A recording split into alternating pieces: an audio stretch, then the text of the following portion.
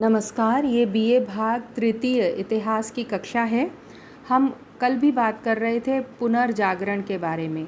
विश्व इतिहास में पुनर्जागरण का अर्थ क्या है, किस संदर्भ में हम इस बारे में बात करते हैं, इसी बात को आगे बढ़ाते हैं। हमने बात की थी कि जब यूरोपवासी सचेत हो गए, जागरूक हो गए, उनके विचारों में आधुनिकता आ गई, उसको हम रिनेसा या पुनर्जागरण कहते हैं। ये जो पुनर्जागरण का काल है, इसको माना जाता है 14वीं से लेकर 16वीं शताब्दी तक। लेकिन इस बारे में भी इतिहासकारों में मतभेद है कि क्या ये काल समय होना चाहिए, क्यों इस काल समय को 14वीं से 16वीं शताब्दी तक मान लिया गया, ये पीरियड, ये समय कैसे निर्धारित किया गया, क्या इसमें मनमर्जी चलाई गई, केवल यही समय क्यों निर्धारित कर लिया गया। रिनेसा का अर्थ है नए विचारों, नए विचार, ये विचारों में क्रांति की बात है। नई विचारधाराएं आती हैं, नए आदर्श स्थापित होते हैं और इसके लिए एक लंबा समय लगा। तो केवल एक कुछ ही समय को, एक काल को निर्धारित कर देना कि ये रिनेसा क्या समय था, ये कहाँ तक उचित होगा। रिनेसा का अर्थ है पुनर्जन्म। जब किसी पुरानी विचारधारा को या कोई पुरानी बात को हम भूल गए थे, उसमें फिर से नई जान फूंक दी गई कुछ वर्षों बाद। विश्व इतिहास में रिनेसा का अर्थ हो जाता है पुराने ज्ञान को वापस से याद कर पाना, पुरानी भूली हुई कला, संस्कृति, ज्ञान, विचार, उनको फिर से अपना लेना, फिर से उनके बारे में जानना। तो पुराना क्या था जिसको भूल गए थे?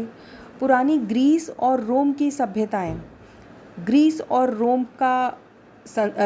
रोम की संस्कृति, उस समय का ज्ञान जो कुछ सालों तक भूल गए थे। यूरोप के इतिहास में रिनेसा को ऐसा कहा जाता है, रिनेसा के लिए कहा जाता है ये वो समय था जब पुराने ज्ञान को, ग्रीस और रोम के पुराने ज्ञान को, पुरानी संस्कृतियों को फिर से याद कर लिया गया।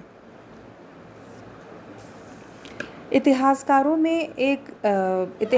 में एक ये बात होती है, उनका ये तरीका होता है कि उन्होंने बताने के लिए कि नया युग शुरू हो गया है, मध्यकाल को डार्क एजेस कह दिया या अंधकार का युग कह दिया, क्योंकि इस समय हम पुरानी संस्कृति, पुराने ज्ञान को भूल गए थे।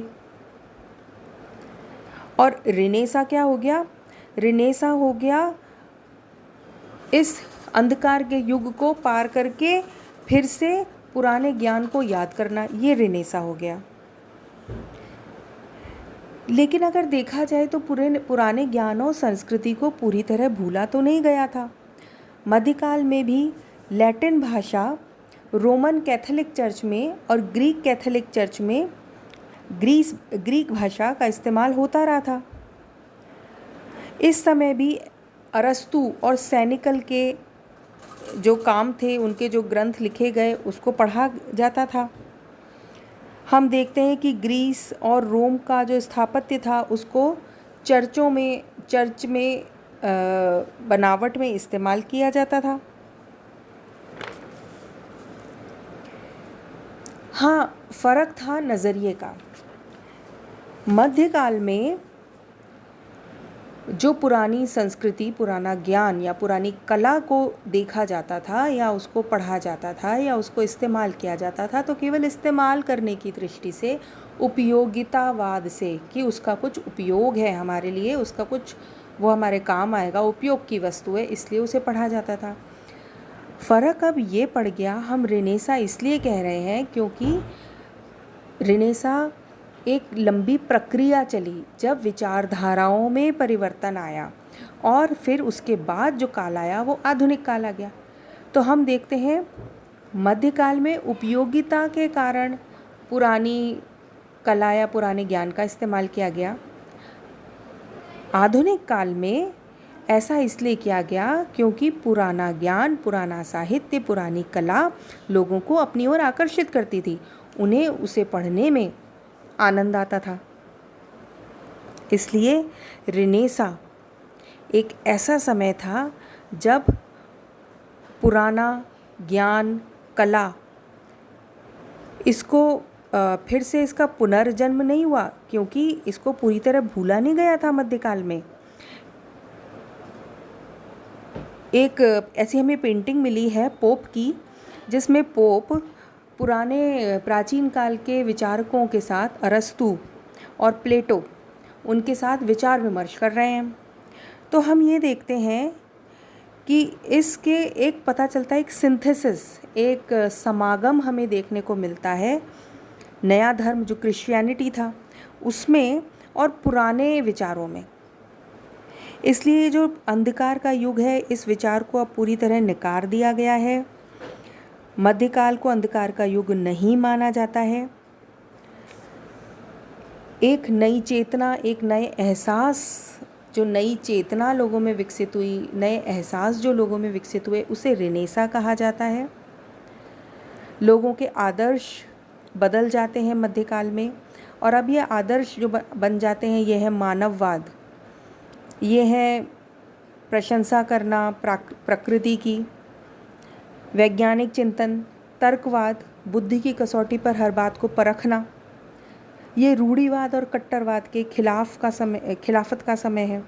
और यही सब हमें देखने को मिलता है कला, साहित्य, राजनीति में। बहुत सी इस समय नई वैज्ञानिक खोजें हुई। तो और इस तरह धीरे धीरे इसके बाद आ जाता है मॉडर्न पीरियड, या जिसे हम कहें आधुनिक पीरियड। तो मध्यकाल में जो चेंजेस हुए, जो परिवर्तन हुए, जो विचारों में परिवर्तन आते गए, वो हुआ रेनेसा। ये चेतना का अंतर था, ये विचारों का अंतर था, और इस कारण और बदलाव आते गए और आ गया आधुनिक काल। इसके आगे की बात अगली क्लास में करेंगे।